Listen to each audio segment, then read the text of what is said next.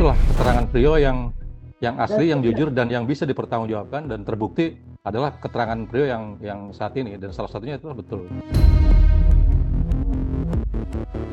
Bahwa ada janji untuk, yuk kamu jangan sampai bocor mungkin kan peristiwa ini dan kamu akan saya kasih uang. Itulah yang disampaikan tadi di muka persidangan. Iya, tadi eksplisit disampaikan 100 juta.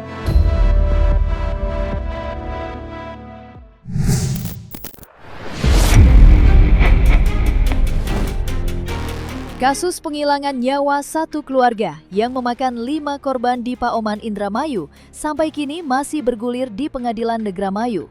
Dan dalam sidang kemarin yang beragendakan pemeriksaan terdakwa Priyo, terungkap sederet fakta mengejutkan. Mulai dari lokasi eksekusi Budi Awaludin yang terjadi di luar rumah, serta penemuan barang bukti palu godam, hingga pengakuan terdakwa yang sempat berbohong karena adanya tekanan dari Ririn yang tidak lain RM, yang pada sidang sebelum-sebelumnya mendampingi Priyo. Lantas, apa kata kuasa hukum Priyo mengenai sidang kali ini? Ririn itu yang bilang itu katanya Joko, Hardi, dan Yoga itu dan Amaniani itu semuanya bohong. Itu tidak benar. Semua yang bunuhnya itu Ririn semua. Saya menyaksikannya secara langsung. Hari ini sidang di Pengadilan Negeri Indramayu terkait dengan kasus penghilangan nyawa terhadap 5 korban di Paoman. Itu agendanya adalah awalnya dari agenda sidang sebelumnya adalah ahli dari terdakwa atau advokat. Nah, cuma karena kami tidak menyediakan ahli, itu kan masih versi pengacara yang kemarin ya, yang belum ditarik, yaitu saudara Tony RM gitu. Nah, untuk saya tadi sudah saya sampaikan bahwa dari saksi saudara Priyo untuk terdakwa Ririn kami tidak menyediakan ahli, sehingga persidangan dilanjutkan dengan agenda pemeriksaan terdakwa, Mas. Gitu. Jadi tadi agendanya adalah pemeriksaan terdakwa. Sesuai dengan komitmen daripada saudara Priyo, yang memang dari awal juga saya dampingin, sehingga secara umum keterangannya kembali kepada BAP. Hanya ada beberapa peristiwa atau adegan yang dikoreksi oleh saudara Priyo sendiri langsung di hadapan majelis hakim, sehingga yang dipergunakan adalah keterangan terakhir yang disampaikan di muka persidangan sebagai fakta persidangan. Gitu. Tadi juga kami sama-sama dari sisi penuntut umum, kemudian majelis hakim mengeksplor apa yang menjadi dasar perubahan saudara Priyo dari awal pada saat dakwaan dibacakan dulu, sempat menyampaikan beberapa nama pelaku yang lain, sehingga dengan segala kejujuran Priyo yang sudah dikomitmenkan dengan saya gitu kan, sebagai kuasa hukum yang baru, yang sebenarnya kuasa hukum yang lama yang mendampingi saat pertama di BAP, berjanji akan mengungkapkan seterang-terangnya, sejujur-jujurnya atas peristiwa yang paling asli dari seluruh rangkaian peristiwa yang selama ini publik menjadi simpang siur dalam mengamati peristiwa di Paoman itu. Sehingga tadi yang disampaikan saudara Priyo adalah peristiwa atau keterangan yang sesungguhnya gitu. Dicopotnya Tony RM sebagai kuasa hukum berdampak luas pada pengungkapan keterangan terdakwa Priyo dalam kejadian sebenarnya. Dalam pengakuannya, Priyo mengungkap jika korban Budi tidak dieksekusi di rumahnya, melainkan di tempat lain. Tidak itu saja, fakta lainnya ialah ditemukannya barang bukti palu godam yang dipakai terdakwa Ririn untuk menghabisi korban yang dibuang tidak jauh dari lokasi kejadian. Aparat kepolisian membenarkan temuan barang bukti alat godam yang dipakai pelaku untuk menghabisi korban secara sadis. Dan berikut tanggapan kuasa hukum terdakwa mengenai kesaksiannya yang dipastikan kebenarannya mengenai perbuatan keji yang mengakibatkan 5 orang dalam satu keluarga tewas mengenaskan. Korban Budi khususnya tidak dibunuh di rumah, akan tetapi dibunuh di tokonya. Dan kami juga sudah menganalisa kembali CCTV yang sudah kami peroleh sebelumnya terkait kejadian tersebut. Di samping itu, Priyo juga menyampaikan terkait palu godam yang awalnya itu dibuang di Kali Cimanuk, dan sudah kami lakukan pencarian di sungai tersebut, tapi tidak ditemukan. Namun setelah Priyo memberikan keterangan di persidangan, katanya di 100 meter dari TKP, dan setelah kita lakukan pencarian, memang betul palu tersebut ditemukan di sana, dan nantinya kami sedang melakukan koordinasi dengan jaksa untuk dihadirkan palu tersebut dalam proses persidangan.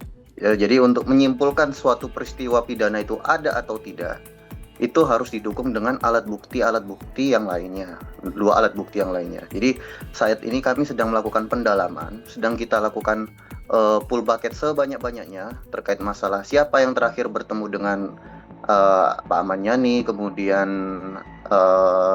jejak-jejak yang terakhir ditinggalkan Pak Ahmad Yani seperti apa. Kami sedang melakukan pengumpulan dengan memeriksa saksi-saksi yang berkaitan nanti. Keterangan terdakwa Prio sempat membingungkan hakim lantaran sempat berubah-ubah. Namun pada akhirnya Prio menganulir kesaksian pertamanya mengenai adanya 4 pelaku lain.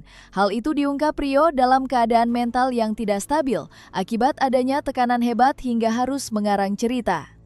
Ruslandi yang bersedia menjadi kuasa hukum Prio membenarkan kliennya mengenai kesaksian palsu yang sempat diutarakan. Ruslandi juga memastikan jika keterangannya kali ini merupakan fakta kejadian yang sebenarnya. Perubahan sikap Prio tentu saja menarik perhatian halayak. Keberaniannya mengungkap kejadian sebenarnya mendapat apresiasi tidak terkecuali dari keluarga korban. Mengingat sebagai saksi kunci, keterangan terdakwa akan berdampak hukum. Dan seperti ini penjelasan kuasa hukum terdakwa mengenai komitmennya untuk mengungkap kejadian sebenarnya. Jadi sebenarnya pengakuan Prio yang saat ini itu pengakuan yang paling asli, yang paling orisinil dari awal penyidikan yang saya dampingi. Jadi memang nama-nama lain yang kemudian ada 4 nama itu, Saudara Ahmad Yani, Saudara Joko, Saudara Yoga dan Hardi, itu tidak ada. Selama dalam proses penyidikan sampai dengan tahap 2, kemudian sampai dengan persidangan. Nah, di sidang pertama itulah saat pembacaan dakwaan oleh penuntut umum, disitulah muncul nama-nama tersebut. Jadi kalau sekarang keterangan Prio menjadi nama-nama itu tidak, jadi memang menyadari bahwa pada saat masa karantina, disitulah Prio menyampaikan tadi dalam persidangan ada tekanan-tekanan dari Saudara Ririn, bahkan ditendang, bahkan dipukul kepalanya untuk mengikuti skenario yang pelaku Ririn rancang. Gitu. Tadi tertangkap oleh majelis hakim, dan majelis hakim mengkonfirmasi berkali-kali, dan kami juga penuntut umum dan saya mengkonfirmasi bahwa yakin pelaku itu tidak ada. Kenapa saya mau mendampingi Prio di tengah perjalanan seperti ini, karena ada komitmen Prio akan membuka semua apa yang selama ini terselimuti, apa yang selama ini menjadi tabir gitu kan, dari rangkaian seluruhnya peristiwa pidana pembunuhan terhadap 5 nyawa. Salah satunya adalah itu, Mas. Jadi salah satunya secara mengejutkan yang tadinya diakui oleh kedua pelaku ini, Ririn dan Prio, bahwa sarana atau alat yang dipergunakan untuk menganiaya dan menghabisi nyawa semua korban gitu, itu awalnya mengaku dibuang di Sungai Cimanuk. Tapi pada keterangan terbaru, Prio menjelaskan secara jujur bahwa alatnya berupa palu gada, itu dibuang tidak jauh dari tempat kejadian perkara, dari rumah TKP. Berjarak sekitar, kalau saya hitung itu 120 meter dari rumah TKP. Itu di sebuah selokan kecil, saluran air di depan toko di situ. Dan sekarang sudah langsung diamankan oleh pihak Polisian Resort Indramayu dan dilakukan penyitaan secara resmi. Ya itulah keterangan Prio yang asli, yang jujur, dan yang bisa dipertanggungjawabkan dan terbukti adalah keterangan Prio yang saat ini, dan salah satunya itu betul. Ruslandi yang belum lama ini ditunjuk sebagai kuasa hukum Prio, mengganti Tony RM yang dicopot dari kuasanya, mengungkap hal yang tak kalah mengejutkan, yakni mengenai keterangan palsu yang di awal-awal sidang sempat disampaikan Prio. Dan belakangan terungkap jika keterangan palsu sudah dirancang terdakwa Ririn dan dibenarkan oleh Tony RM. Karena adanya intimidasi dari Ririn, terdakwa Prio tidak bisa berbuat banyak selain menuruti skenario yang dibuat Ririn untuk mengelabui jaksa dan hakim. Namun seiring bergulirnya persidangan, Prio mengubah keterangannya dan mulai mengungkap kejadian sebenarnya dan berbeda dari keterangan sebelumnya. Dan seperti inilah penjelasan Prio melalui kuasa hukumnya, Ruslandi. Pak Tony RM bilang ke saya bahwa semua keterangan Ririn itu benar. Terus Rio dipaksa untuk membenarkan semuanya itu. dipaksa untuk mengikuti dan membenarkan keterangannya apa yang disebutkan Ririn. Iya. Oh gitu. Nah, terus selain paksaan ada iming-iming atau apa yang bikin Rio mau nurutin? Iming-iming apa? Iming-iming hukumannya ringan. Hukumannya ringan. Itu yang mengucapkan Tony RM. Iya, Pak Tony RM. Oh, Pak Tony RM, baik. Keterangan Priyo yang saat ini adalah muncul dari kebenaran yang paling hakiki dari lubuk sanubari Priyo sendiri. Karena Priyo lah yang paling tahu menyaksikan seluruh rangkaian daripada persiapan, kemudian proses eksekusi secara bertahap, secara rinci, tadi detail dijelaskan di muka persidangan. Jadi semua sesuai dengan keterangan awal. Hanya ada beberapa yang dikoreksi tadi. Dan kami sama-sama menanyakan kenapa sampai 4 nama itu muncul, dan disampaikan juga oleh terdakwa Priyo itu dulu dalam tekanan mengikuti segala kemauan yang dirancang oleh saudara pelaku yang lain, yaitu dalam hal ini adalah Ririn, Rifanto, dan Priyo dalam kondisi yang memang secara mental dan psikis di bawah kendali saudara Ririn, dan mungkin juga sudah diskenariokan dengan pengacaranya. Jadi itulah tadi semua dicabut dan menjadi fakta persidangan yang paling bermanfaat dan paling berkualitas gitu, sehingga tadi dicatat dalam dokumen persidangan. Keterlibatan Priyo dalam kasus penghabisan 5 korban nyawa lantaran adanya iming-iming uang yang dijanjikan Ririn senilai 100 juta. Pengakuan Priyo mengenai hal ini menjadi fakta yang paling menggegerkan lantaran peristiwa tewasnya 5 orang dalam satu keluarga merupakan pembunuhan berencana yang dilakukan pelaku utama Ririn. Pengakuan Priyo mengenai iming-iming uang dibenarkan kuasa hukumnya jika kliennya tergiur janji manis yang ditawarkan Ririn untuk mengeksekusi para korban.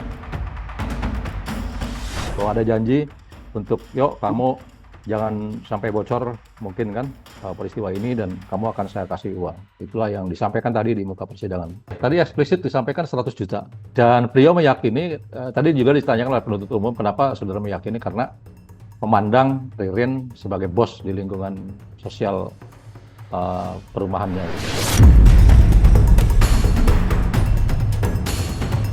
Nah, selesai sudah Cumi Lovers.